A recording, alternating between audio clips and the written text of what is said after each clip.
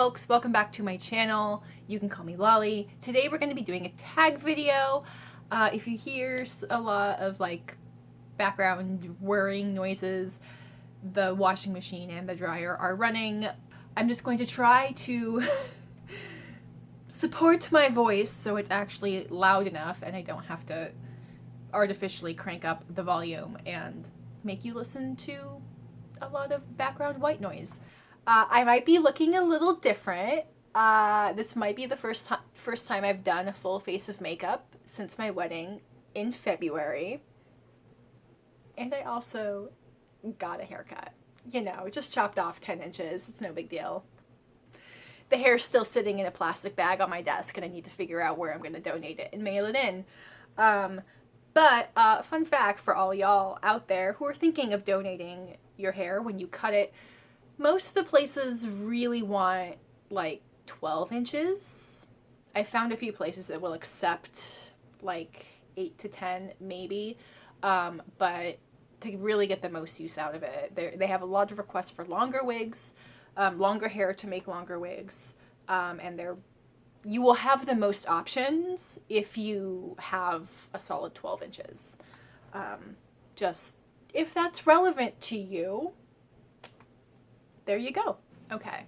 Anyway, today we are going to be doing a tag video. It is a bookish tag video, getting back into some bookish content. My last 3 videos were a 3-part decluttering series. I didn't mean for it to be 3 parts. I just started filming while I was decluttering with very little plan for how I would actually put it together, but I played around with like voiceovers and stuff, and audio quality leaves a lot to be desired, but overall the project was fun. Let's film what's hopefully going to be a short tag video because there's only 2 questions. Will I still talk for 40 minutes? It's possible. We're going to have a good time. Okay. So this is the book buying history tag. I originally saw this video a while ago from Gina Stanyer Books. And the original creator of the tag is Wiebke, Wiebke, at One Book One Review. This is not a channel I'm familiar with, so I will have to go watch that video, give him a view, and of course link both those channels I just mentioned in the description box below. So let's get on with the 2 questions. Question number 1 is, where do I get my books? Question number 2, how do I choose the books I get?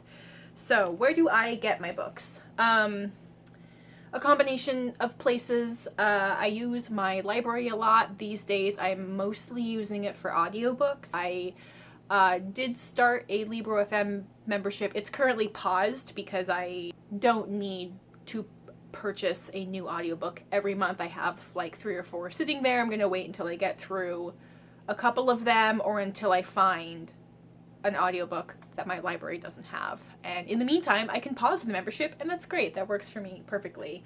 I get a lot of books secondhand. I use the Pango app a lot. Maybe I will do a video talking about how much money I have spent there and how many books I've bought there since the app launched. I have a link to the books I'm selling in my description box. Not sponsored, but if you are also a fan of buying books secondhand and would love to support individual sellers rather than like Amazon-owned Abe Books. Do they own Abe Books? They own some of the big secondhand marketplaces. But I've acquired, I'm gonna guess a third of the books I've acquired this year have probably come from Pango. I'm gonna guess. I don't know if I'm right. If not from Pango, I love going to secondhand bookshops. I really love, actually my favorite indie bookshop is Third Place Books, and they mostly do new books, but they also have secondhand books, and I always make a point to peruse their secondhand selection when I'm in there. And I've gotten quite a few secondhand books through that, and then most new copies have come from Third Place Books. I occasionally buy a new copy through bookshop.org is probably like my next place where I've gotten something Let's see, where else? Half Price Books, too, is I think they're a national chain. Maybe they're just a regional chain of secondhand books. And I will shop there when I'm trying to sell books because they're big enough that they will, like, buy everything I bring in. I try to sell books to the third place books because they offer better prices. And then whatever's left, I take the Half Price Books. And yeah, and they have both in-store and online stuff. Let's see, where else? I love the bookstores in the small town where my in-laws live. They have both like a small new release bookstore and then a pretty good sized secondhand bookstore, so I'll get quite a few stuff there. So then the last category is gifts. I try to be good at like supporting new releases and new authors, but I kind of find myself having too much anxiety about where I'm going to spend my book budget, and then I end up just not buying any new releases, especially if they're pretty expensive hardcovers. But then I have quite a collection of fairly new releases that I can put on my Christmas wish list, and I get quite a few books for Christmas. So question number 2, how do I choose the books I get? A variety of things. I mean, I get pretty much all of my book recommendations from BookTube and Bookstagram. And now that I have like a NetGalley account, I'm starting to have a list of things that I've read and I've read arcs for, and I'm actually like, yep, I would read this again. I will pick up a finished copy at some point in the future. I do a combination of making wish lists, which I wish I could say I was super organized and have one lovely master list, but I don't. I have a combination of like some lists I have on Goodreads and lists I have in like my paper notebook and lists I have on my phone.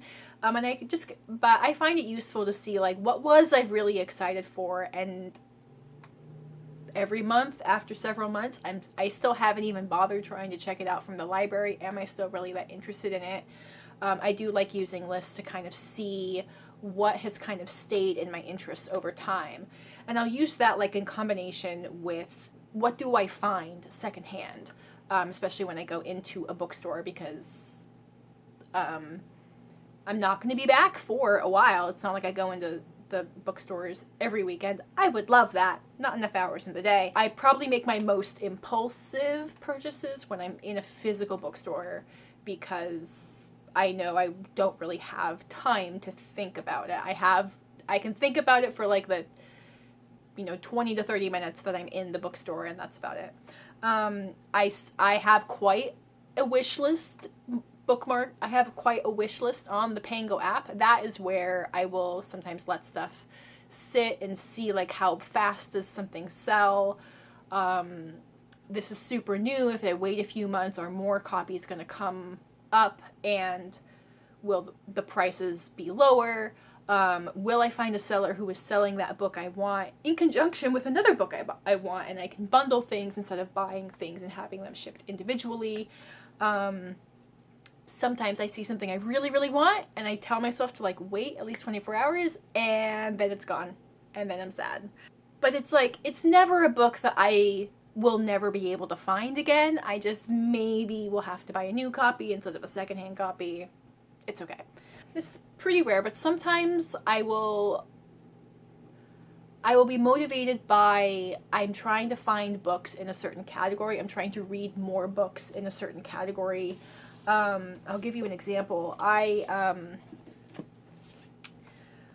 I recently was like, I'm curious about like the demographics of the authors I've read this year. Not necessarily like the individual books, but like if each author is one entry, how many people of color, how many women, how many queer authors, how many disabled, etc. And I found that I had read 0 Indigenous authors this year. So part of how I remedy, I looked at my physical TBR. I'm like, I own 1 book by an Indigenous author that I need to read by the end of the year. So maybe to spur that along, I will acquire some more books. And I found it's only one author, but it's 2 books. I found The Marrow Thieves and Empire of Wild. Is this the right way up? Yes. And Empire of Wild by Sherry DeMoline. So these are, I think Marrow Thieves is fantasy horror. Empire of Wild is fantasy. I don't know if there's also like a horror element to it. But, you know, that's also really up my alley, is like anything with like a fantasy or speculative element in it. And I found secondhand copies of both of these, so I added those to my collection. And with that, then I also made a point of looking through my for later list on my library holds, and picked up and read and loved The Fae Keeper by H.E. Edgmond. This is the sequel to The Fae Keeper, and this author is trans and indigenous. And I loved it. I will be gushing about that in my August wrap-up. Probably another factor that is relevant is cover design, cover edition. Occasionally I will be like, yep, I definitely like the hardcover art design more than the paperback, and I will seek out a hardcover version. I do kind of like my series or like collections by a certain author to be the same, unless the book is old enough that it has many different kinds of editions, and then I kind of like collecting like one of each edition. And you can see that in like some recent acquisitions. This is The Arm of the Starfish and A Ring of Endless Light by Madeleine L'Engle, and these are completely different editions, and each of these are different from the editions that I already own. So each of the 5 books I already own in the Time Quintet are each a different art style, and now I've got 2 more. That's another thing that I will sometimes consider, is being very particular, is, I think this, oh, hold on, let's not talk and do this thing at the same time. I think this is kind of echoing something that Gina Stanyer said in her video of like, she is like acquiring books for building her library, building her collection. You know, loving books is a multifaceted hobby. It's the reading of books, the collecting of books, the this wish listing and choosing what to buy of books. So like, yeah, if I do have strong feelings over a certain edition, a certain art style, that will be a factor in which version of something I do choose to pick up. Okay, that's it. That's the video. I hope you have a good rest of your day. I encourage you to go out into the world and be curious. I will have the tag description info in the description box, along with links to the creators I mentioned. Yeah, that'll be it. I will catch you folks in my next video. Bye!